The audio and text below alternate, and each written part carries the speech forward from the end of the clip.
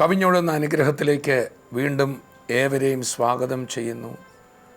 ഞാൻ കഴിഞ്ഞ ദിവസം ഒരു പുതിയ ഭവനത്തിൻ്റെ കയറി താമസത്തിന് പോകാനും പ്രാർത്ഥിക്കാനും കർത്താവ് ഇടയാക്കി. ഇവിടെ കോട്ടയത്തിന് സമീപം ഒരു സ്ഥലത്ത് ഒരു അടിപൊളി, ഇപ്പോഴത്തെ വാക്കം ഒരു അടിപൊളി വീട്, ആ ഒരു ചുറ്റുപാടിലുള്ളതിൽ ഏറ്റവും നല്ലൊരു ഭവനം പണിത് ആ ഭവനത്തിലെ ഗൃഹനാഥനും ഭാര്യയും എൻ്റെ ഭവനത്തിൽ വന്ന് പറഞ്ഞു, ബ്രദർ തന്നെ വരണം, ഞങ്ങളുടെ ഭവനം ഒന്ന് പ്രാർത്ഥിച്ച് കയറി താമസിക്കാൻ വരണം. അങ്ങനെ ഞാൻ ആ വീട്ടിൽ പോയി. അവിടെ ചെന്ന് അപ്പോഴാണ് ആ വീടിൻ്റെ മനോഹാരിത കണ്ടത്. പക്ഷേ എൻ്റെ വീട്ടിൽ അവർ വന്നപ്പോൾ അവരുടെ ജീവിതത്തിൽ ദൈവം ചെയ്ത അത്ഭുതങ്ങളുടെ സാക്ഷ്യം. കോട്ടയത്ത് 2004 മുതൽ വന്ന് ആ ഭവനത്തിലെ വീട്ടമ്മയും പെൺമക്കൾ 2 പേരും സംബന്ധിച്ചുകൊണ്ടിരുന്നു. ആ സമയത്ത് തൻ്റെ ഭർത്താവ് പ്രാർത്ഥനയ്ക്ക് വന്നില്ല. എന്നാൽ പിന്നീട് ഭർത്താവിനെയും കർത്താവ് സ്പർശിച്ചു. ആ ദേശം കണ്ട, കോട്ടയത്തിനടുത്ത് കുറിച്ചി എന്ന് പറയുന്ന ആ ദേശം കണ്ട ഇത്രയും മദ്യപാനത്തിന് അടിപ്പെട്ട ഒരു വ്യക്തിയില്ലായിരുന്നു. അങ്ങനെ മദ്യപാനം കൊണ്ട് തകർന്നും, ജീവിതം വളരെ തകർന്നും, ആ കുടുംബത്തിൻ്റെ അവസ്ഥ എന്നോടവർ പറഞ്ഞത്, ആദ്യം ഒരു മണ്ണുകൊണ്ടുണ്ടാക്കിയൊരു വീട്ടിൽ അത് തന്നെ ചൊവ്വേ മറയ്ക്കാൻ കഴിയാതെ വളരെ ശോചനീയമായ അവസ്ഥയിൽ കടന്നെടുത്തുനിന്നാണ് ദൈവം അവരെ ഉയർത്തിയത്. ഞാൻ പെട്ടെന്ന് ഒരു വചനം എൻ്റെ ഉള്ളിലേക്ക് വരികയാണ്. ലൂക്കോസിൻ്റെ സുവിശേഷം 1-ാം അധ്യായത്തിൽ 52-53 ആ ഭാഗത്ത് യേശു കർത്താവ് ഉദരത്തിലായിരിക്കുമ്പോൾ മാതാവായ മറിയ പരിശുദ്ധാത്മാവിൽ തുള്ളി ചാടി പറയുന്ന ഒരു ഭാഗമുണ്ട്. അവൻ താണവരെ ഉയർത്തി, വിശക്കുന്നവരെ നന്മകളാൽ നിറച്ചു.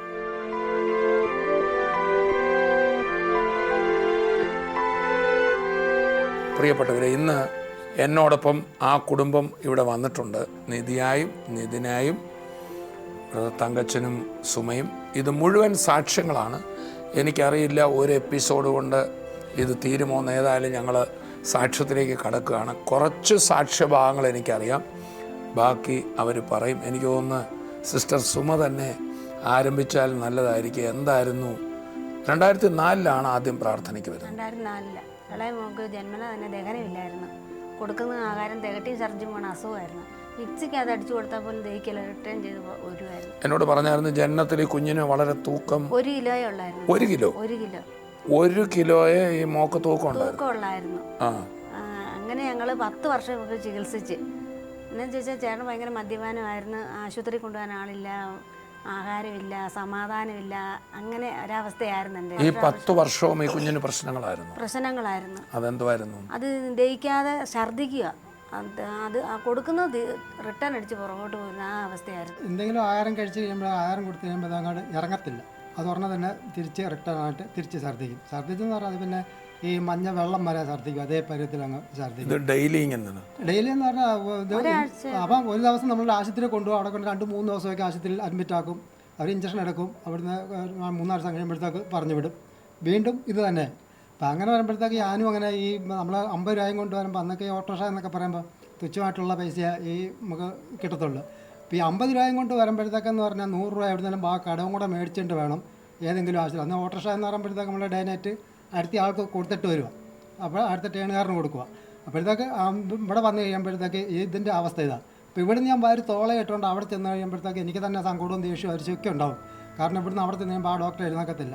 പിന്നെ തിരിച്ച് വീട്ടിൽ വന്നിട്ട് കുറേ അനാവശ്യമായിട്ടുള്ള കുറേ ഭാഷകളൊക്കെ പറഞ്ഞ് അങ്ങനെ അടുത്ത് പിന്നെ പിറ്റേ ദിവസം വീണ്ടും നമ്മുടെ ഗവൺമെൻറ് ആശുപത്രിയിലോട്ട് കൊണ്ടുപോയി. അവിടെ പോയി 10 ദിവസം 12 ദിവസം കിടക്കും. 10 വർഷത്തോളം 10 വർഷത്തോളം ഉണ്ട്. പക്ഷെ നമ്മൾ ആശുപത്രി കൊണ്ടുപോകും, അതിനുള്ള രോഗം എന്താണെന്ന് അവർ കണ്ടുപിടിച്ചിട്ടില്ല.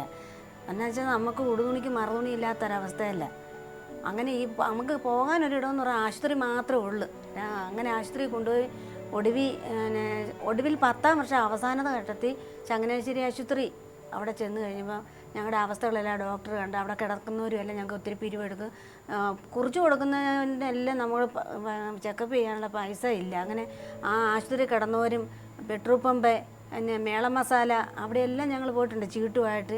രോഗത്തിന് ചികിത്സയ്ക്ക് വേണ്ടി പൈസയ്ക്ക് പിന്നെ ആശുപത്രി കിടന്നവരൊക്കെ ഒത്തിരി സഹായിച്ചു. അങ്ങനെ ഞങ്ങളുടെ അവസ്ഥ കണ്ട് ഡോക്ടർക്ക് 10ാം വർഷം അവസാനത്തെ ഡോക്ടർക്ക് ഒരു ദയ തോന്നി. അങ്ങനെ അവിടുന്ന് ഒരു ലെറ്റർ തന്ന് വിട്ടാണ് അവസാന നിമിഷത്തിൽ ആ ലെറ്ററും കൊണ്ട് ഞങ്ങൾ ESI വിട്ട് അവിടെ ചെന്നാണ് രോഗം കണ്ടുപിടിക്കുക.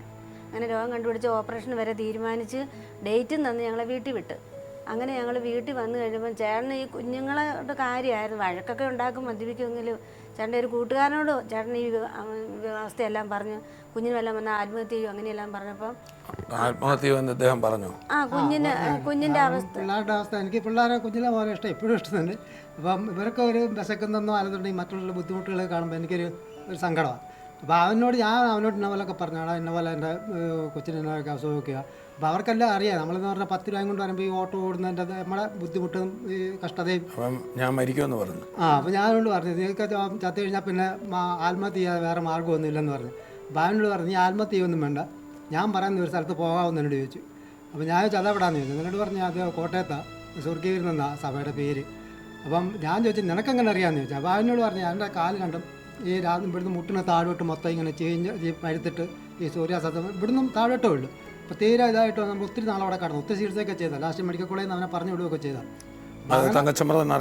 എനിക്കറിയാം, നമ്മുടെ കുടുംബത്തിൻ്റെ അടുത്തുള്ള സതീശൻ എന്നാ പേര്. അപ്പോൾ എന്നോട് പറഞ്ഞു ഇന്ന പോലെ അവിടെ പോയി പ്രാർത്ഥിക്കുക, എൻ്റെ ഇതെല്ലാം മാറിയതുകൊണ്ട് എനിക്ക് അങ്ങനെ അവിടെ പോയി വർഷങ്ങളായിട്ടുള്ള അദ്ദേഹത്തിൻ്റെ രോഗം മാറി.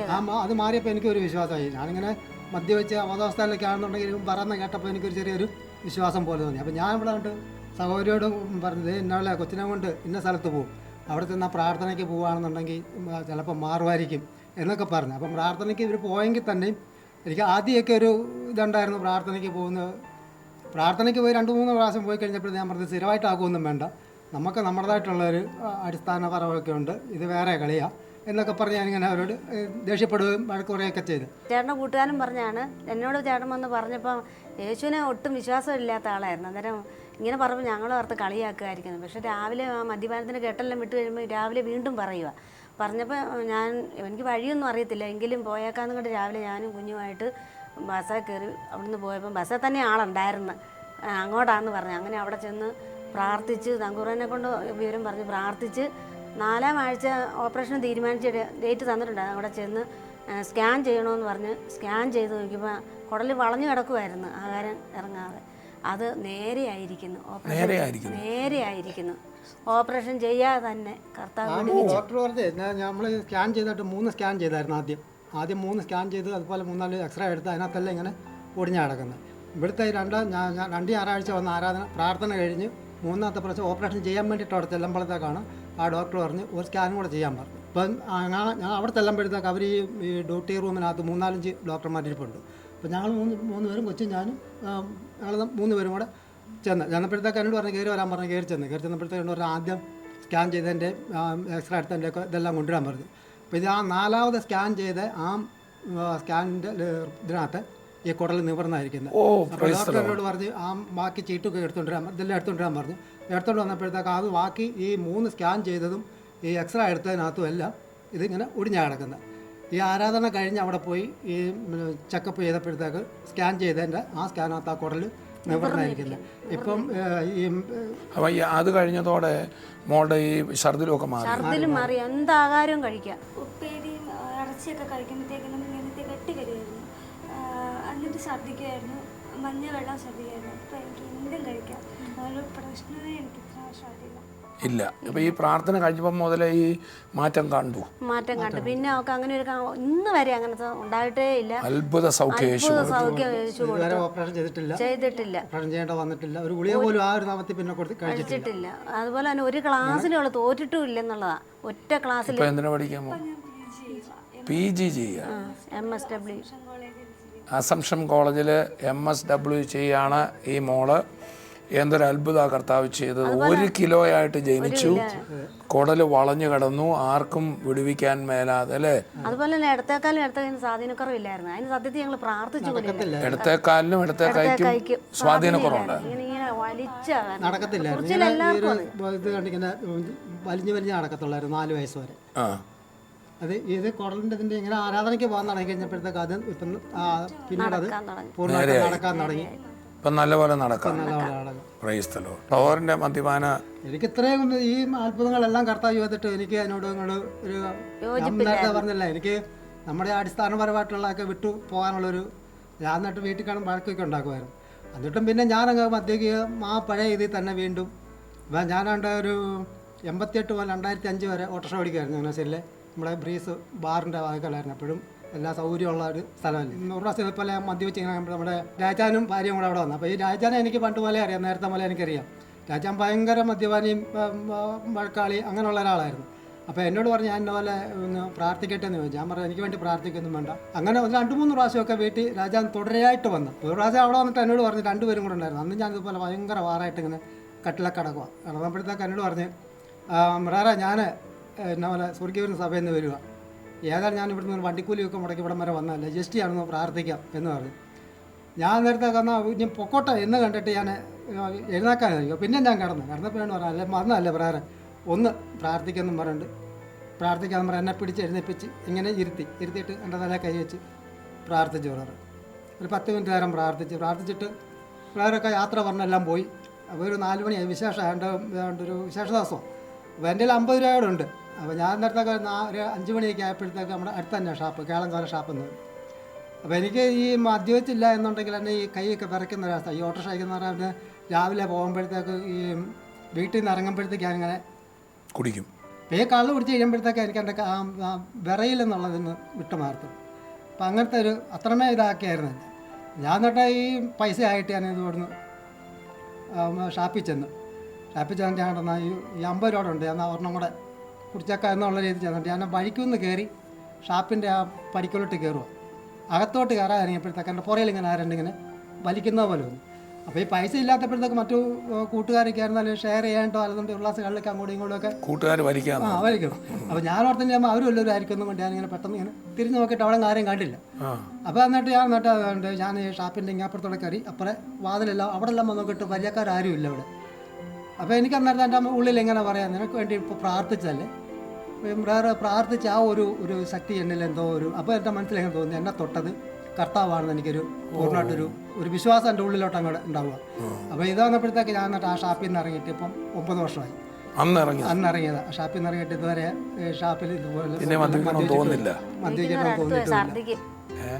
ഇപ്പം മദ്യപിച്ചിട്ടപ്പോൾ നമ്മളോട് മുന്നിലിരുന്ന് സംസാരിക്കുമ്പോൾ ആ മണം കേൾക്കുമ്പോൾ ആ മണം അടിക്കുമ്പോൾ തന്നെ എനിക്കൊരു വല്ലാത്തൊരു അത്രമേ എന്നെ അത് കഴിഞ്ഞ് പിന്നെ ഈ വിറയിലൊന്നും ഇല്ല. എല്ലാവരും എന്നോട് പറഞ്ഞത് പെട്ടെന്നൊക്കെ ഇങ്ങനെ നിന്നാൽ എന്തെങ്കിലും മറ്റുള്ള അസുഖങ്ങളൊക്കെ ഉണ്ടാവും, ഈ വിറവിലും കൂടിപ്പോവും, അങ്ങനെയൊക്കെ ഉണ്ടാവും. എന്നാലും കർത്താവ് മാറ്റിയതായത് ചുരുക്കി പറഞ്ഞാൽ നിങ്ങളുടെ ഭവനം ഒരു സ്വർഗീയ അനുഭവമായി. ഈ മോളുടെ സാക്ഷ്യം കൂടെ എനിക്ക് കേൾക്കണം. വാസ്തവത്തിൽ മോളിപ്പോൾ എവിടെയാണെന്നാ പറഞ്ഞത്? നേഴ്സാണ്.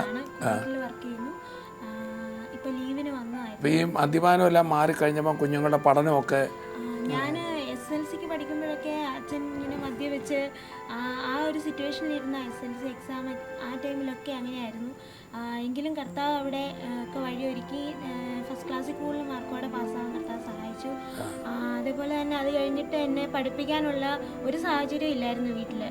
നഴ്സിങ്ങിന് പോകാനുള്ള ഒരു സിറ്റുവേഷൻ ഇല്ലായിരുന്നു. തയ്യൽ പഠിപ്പിക്കാമെന്നൊക്കെ എന്നോട് പറഞ്ഞിരുന്നതാണ്. പക്ഷേ തയ്യൽ പഠിപ്പിക്കാമെന്നൊക്കെ അങ്ങോട്ടും ഇങ്ങോട്ടും ഇവർ പറയുമ്പോഴും എനിക്കത് ഭയങ്കര ഒരു വിഷമമായിരുന്നു. അപ്പോഴൊക്കെയും കർത്താവിനോട് പ്രാർത്ഥനയ്ക്ക് വരുന്നുണ്ട്. കർത്താവ് പ്രവർത്തിക്കുമെന്ന് മോക്കന്നേ ഒരു എനിക്കറിയാം കർത്താവ് പ്രവർത്തിക്കുമെന്ന് അറിയാമായിരുന്നു. അങ്ങനെ മോള് ഒരു നേഴ്സായി കഴിഞ്ഞും ഈ ഭവനത്തിൻ്റെ അവസ്ഥകളൊക്കെ കർത്താവ് മാറ്റി പുതിയ വീട് വെച്ചു. ഞാൻ കുവൈറ്റിൽ പോയത് വലിയൊരു സാക്ഷ്യമാണ്. ഡൽഹിയിൽ എയർപോർട്ടിൽ വെച്ചിട്ടായിരുന്നു കയറി പോകുന്നത്. ഞങ്ങളങ്ങോട്ട് കയറി ചെന്നതേ അവിടെയുള്ള ആൾക്കാർ പറഞ്ഞു നേഴ്സുമാരാണെന്ന് പറഞ്ഞ് ഞങ്ങളെ സൈഡിലോട്ട് മാറ്റി നിർത്തി. 3 മണിക്കൂർ മുമ്പ് നമ്മൾ റിപ്പോർട്ട് ചെയ്യണമല്ലോ, അങ്ങനെ റിപ്പോർട്ട് ചെയ്തതായിരുന്നു. 2 മണിക്കൂറോളം ഞങ്ങൾ അവിടെ മാറ്റി നിർത്തി. ഇടയ്ക്കൊക്കെ ഞങ്ങൾ പോയി ചോദിച്ചപ്പോഴത്തേക്കിനും പറഞ്ഞു നഴ്സുമാരെ കടത്തി വിടത്തില്ല, ക്ലിയറൻസ് തരത്തില്ല എന്ന് പറഞ്ഞ് മാറ്റി. അപ്പോൾ വേറെ ഒരു അവിടെ തന്നെയുള്ള ആരോടും വിളിച്ച് പറയാനോ സഹായം ചോദിക്കാനോ ഒന്നും അവിടെ ആരും പ്രാർത്ഥിച്ചു. അവിടെ നിന്ന് പ്രാർത്ഥിക്കുക മാത്രമേ ഉണ്ടായിരുന്നുള്ളൂ, വേറെ ആരോടും പറയാനില്ലായിരുന്നു എയർപോർട്ടിൽ നിന്നപ്പോൾ. അപ്പോൾ ഒരു മലയാളി ഒരാൾ അറിയില്ല ആരാന്ന് വന്ന് ചോദിച്ചു.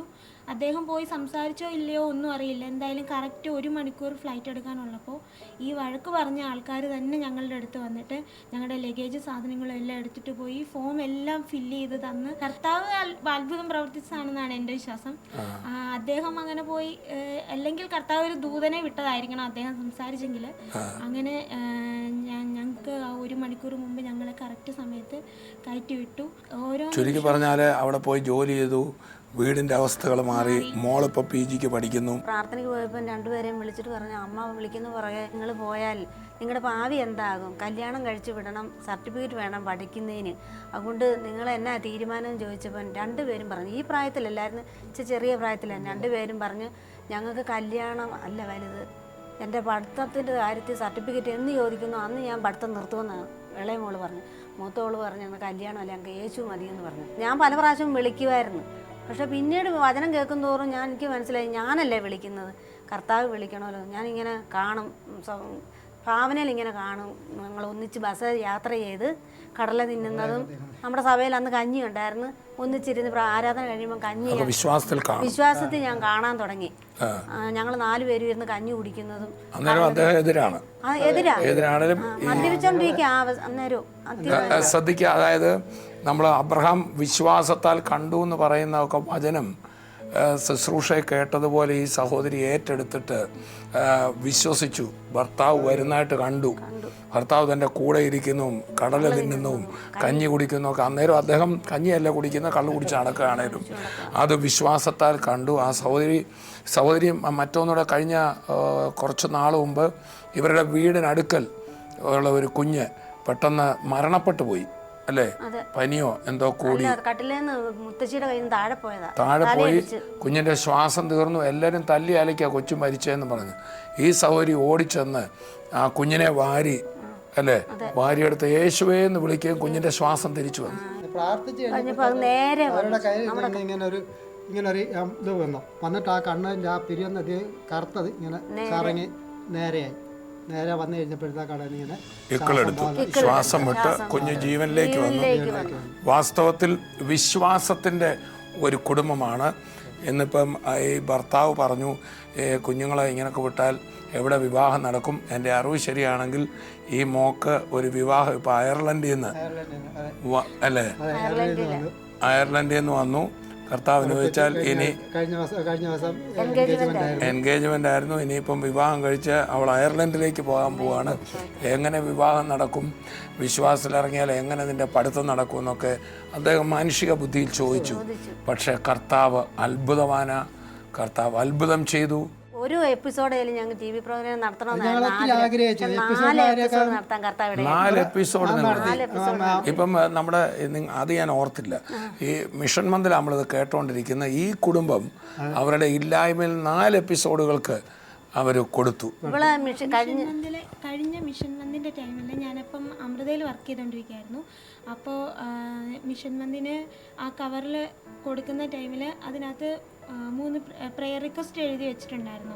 ഒന്ന് എൻ്റെ എഡ്യൂക്കേഷൻ ലോൺ എല്ലാം വീടാനായിരുന്നു, ഒന്ന് കുവൈറ്റിൽ പോകുന്ന കാര്യമെല്ലാം ശരിയാവാൻ വേണ്ടിയിട്ട്, പിന്നെ ഒരു നല്ലൊരു ലൈഫ് പാർട്ട്ണറെ കിട്ടണം എന്നായിരുന്നു എഴുതിയിരുന്നത്. ഈ മിഷൻ മന്ത് ആയപ്പോൾ കർത്താവ് ഇത് 3ഉം എനിക്ക് തന്നു.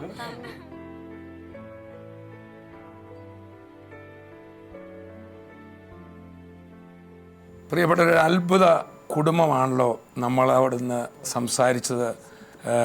ഈ ലോകത്തിൽ അനുഗ്രഹ നിർഭരമായൊരു ജീവിതവും നിത്യജീവൻ്റെ ഉറപ്പും യേശുക്രിസ്തുവിന് മാത്രമേ അങ്ങനെ മാനവജാതിക്ക് തരാൻ പറ്റത്തുള്ളൂ. ഇന്ന് ആ കുടുംബം സമാധാനവും സന്തോഷവും നിറഞ്ഞൊരു ഭവനമാണ്. മദ്യപാനം മാറി, രോഗങ്ങൾ മാറി, ആ പ്രത്യാശയോടെ, മരണാനന്തര പ്രത്യാശയോടെ, നിത്യജീവൻ്റെ ഉറപ്പോടെ ഇന്ന് ഈ കുടുംബമായിരിക്കുമ്പോൾ നമുക്കും പ്രാർത്ഥിക്കാം. ഇന്ന് തന്നെ കേട്ടുകൊണ്ടിരിക്കുന്ന ഏതെങ്കിലും കുടുംബത്തിന് ആരെങ്കിലും പ്രതിസന്ധിയിലാണ്, പ്രയാസത്തിലാണ്, മദ്യപാനത്തിലാണെങ്കിൽ, രോഗത്തിലാണെങ്കിൽ കർത്താവായ യേശുവിൻ്റെ കരം നിങ്ങളെ തൊടുവാൻ പോകുകയാണ്. യേശു ക്രിസ്തുവിൻ്റെ നാമത്തിൽ രോഗബന്ധനങ്ങൾ അഴിഞ്ഞു മാറും. ഈ നമ്മൾ മുമ്പേ കേട്ടല്ലോ, ആ മോൾക്ക് അവളുടെ കുടൽ തിരിഞ്ഞു കിടക്കായിരുന്നു, 1 കിലോ വെയിറ്റുമായിട്ട് അവളുണ്ടായി. അതുപോലെ ചില കുഞ്ഞുങ്ങളെക്കുറിച്ച് ഭാരപ്പെടുന്ന മാതാപിതാക്കൾക്കാണ്, നവജാത ശിശുക്കളെക്കുറിച്ച് ഭാരപ്പെടുന്നവർക്കാണ്. യേശുവിന് കഴിയാത്ത ഒരു കാര്യവുമില്ല. ഈ തങ്കച്ചൻ ബ്രദറിനെ മദ്യപാനത്തിൽ നിന്ന് വിടുവിച്ച കർത്താവ് നിങ്ങളെ വിടുവിക്കും. ആ സഹോദരിയുടെ പൊട്ടി ഒലിക്കുന്ന കാലുകളെ സൗഖ്യമാക്കിയ കർത്താവ് നിങ്ങളെ വിടുവിക്കും. വേറൊരു ബ്രദർ കോട്ടയത്ത് പ്രാർത്ഥനയ്ക്ക് വന്നപ്പോൾ സോറിയാസിസായി മുട്ടിന് താഴോട്ട് പൊട്ടി ഒലിക്കുന്ന രോഗിയുടെ സൗഖ്യം കണ്ടതാണ് ഇദ്ദേഹത്തെ കർത്താവ് സ്പർശിക്കുവാനിടയാക്കിയത്. യേശുവിന് കഴിയാത്തൊന്നുമില്ല. കടഭാരങ്ങൾ കർത്താവ് മാറ്റും. നമ്മുടെ കുഞ്ഞുങ്ങളുടെ ഭാവി കർത്താവ് അനുഗ്രഹിക്കും. മാത്രമല്ല നിത്യജീവൻ്റെ പ്രത്യാശ തരും. നമുക്ക് പ്രാർത്ഥിക്കാം. പിതാവേ, ഞങ്ങൾ ഒന്നിച്ചേർന്ന് പ്രാർത്ഥിക്കുന്നു. ഇന്ന് ഈ പ്രോഗ്രാം കണ്ടുകൊണ്ടിരിക്കുന്ന ഓരോ മക്കളുടെ മേലും കർത്താവിൻ്റെ ധാരാളമായ കൃപ ചൊരിയണമേ. വിവിധ രോഗങ്ങളാൽ പ്രതിസന്ധികളാൽ കേൾക്കുന്ന ഓരോരുത്തർക്കും വേണ്ടി പ്രാർത്ഥിക്കുന്നു. യേശു ക്രിസ്തുവിൻ്റെ നാമത്തിൽ ആ ശരീരത്തിലെ വ്രണങ്ങൾ ഇപ്പോൾ തന്നെ സൗഖ്യമാകട്ടെ. ആ ആന്തരിക അവയവങ്ങൾ സൗഖ്യമാകട്ടെ. ഇപ്പോൾ തന്നെ ആ ഉച്ചി മുതൽ ഉള്ളംകാൽ വരെ ദൈവിക സൗഖ്യമുണ്ടാകട്ടെ. ചില മുഴകൾ ഇപ്പോൾ തന്നെ അപ്രത്യക്ഷമാകാം. കണ്ണിൻ്റെ കാഴ്ച കർത്താവ് മടക്കി തരികയാണ്. ഡോക്ടർമാർ ഇനി എന്ത് ചെയ്യണമെന്നറിയാത്ത നിലയിൽ നിൽക്കുന്ന സ്ഥാനങ്ങളിൽ വിടുതലാകട്ടെ. ഓപ്പറേഷനുകൾ മാറിപ്പോകട്ടെ. കർത്താവെ, തങ്കച്ചൻ ബ്രദറിനെ പോലെ മദ്യപാനത്തിന് അടിമകളായി ഞങ്ങളെ കേൾക്കുന്ന അനേകരുണ്ട്. യേശുവിൻ്റെ നാമത്തിൽ ആ കുടുംബങ്ങളിൽ വിടുതലാകട്ടെ. സാമ്പത്തികമായ തകർച്ചകൾ മാറട്ടെ. വഴികൾ തുറക്കപ്പെടട്ടെ. ഈ കുഞ്ഞുങ്ങളെപ്പോലെ വിദ്യാഭ്യാസത്തിന് വേണ്ടി ആഗ്രഹിക്കുന്ന മക്കൾക്ക് കർത്താവ് വഴി തുറക്കുന്നതിനായി സ്തോത്രം. ഞാൻ അവരെ അനുഗ്രഹിക്കുന്നു. കർത്താവ് വിടുവിച്ചതിനായി നന്ദി. യേശുവിൻ നാമത്തിൽ തന്നെ ആമേൻ, ആമേൻ. അപ്പോൾ തന്നെ ഈ കുടുംബം അവർ ഇതിനോടകം പല എപ്പിസോഡുകൾ അവരുടെ ഇല്ലായ്മയിൽ നിന്ന് സ്പോൺസർ ചെയ്തു. അതിന് കഴിഞ്ഞ മിഷൻ മന്തിൽ അവർ കൊടുത്തു. ഈ മിഷൻ മന്തായപ്പോൾ എല്ലാം പാടെ മാറ്റിയെങ്കിൽ കർത്താവ് ആർക്കും കടക്കാരനല്ല. മിഷൻ മന്തിന് വേണ്ടി നിങ്ങൾ പ്രാർത്ഥിക്കണം. നമ്മുടെ ഡിസംബർ 15 തീരുകയാണ്. എല്ലാവരും പ്രാർത്ഥിക്കണം. ആ മക്കൾ ചെയ്തതുപോലെ നമുക്കെല്ലാവർക്കും ദൈവവേലയിൽ കൊടുക്കാം. ഈ TV മിനിസ്ട്രിക്ക് വേണ്ടി, നമ്മുടെ മിഷൻസിന് വേണ്ടി കൊടുക്കാം. ഞാൻ നിങ്ങൾ യേശുവിൻ്റെ നാമത്തിൽ നിങ്ങൾക്ക് വേണ്ടി പ്രാർത്ഥിച്ച് അനുഗ്രഹിക്കുന്നു. നിങ്ങൾ കൊടുക്കുന്നത് വർദ്ധിച്ചു വരട്ടെ. അനുഗ്രഹിക്കുകയാണ്. പ്രിയപ്പെട്ടവരെ, ഈ വെള്ളി, ശനി, ഞായർ 8, 9, 10 3 ദിവസങ്ങളിൽ രാവിലെയും വൈകിട്ടും എല്ലാ ദിവസവും 2 മീറ്റിങ്ങുകൾ പെരുമ്പാവൂരിൽ നടക്കുകയാണ്. ഇവിടുന്ന് ഞങ്ങളൊരു ടീമായിട്ട് അവിടെ ഉണ്ടായിരിക്കും. ഒരു വലിയ മെഗാ മീറ്റിംഗ് ആയിരിക്കും. വലിയൊരു ഡെലിവറൻസ് മിനിസ്ട്രി കവിഞ്ഞൊഴുകുന്ന അനുഗ്രഹത്തിലേക്ക് പെരുമ്പാവൂരിൽ. ആ മീറ്റിങ്ങിന് വേണ്ടി എല്ലാവരും പ്രാർത്ഥിക്കണം. വരണം. അത്ഭുത വിടുതലുകൾ കർത്താവ് പകരും. അടുത്ത എപ്പിസോഡിൽ വീണ്ടും കാണും വരെയും കർത്താവിൻ്റെ കൃപയിൽ നമ്മെ സൂക്ഷിക്കും. I bless you in Jesus' name. Amen.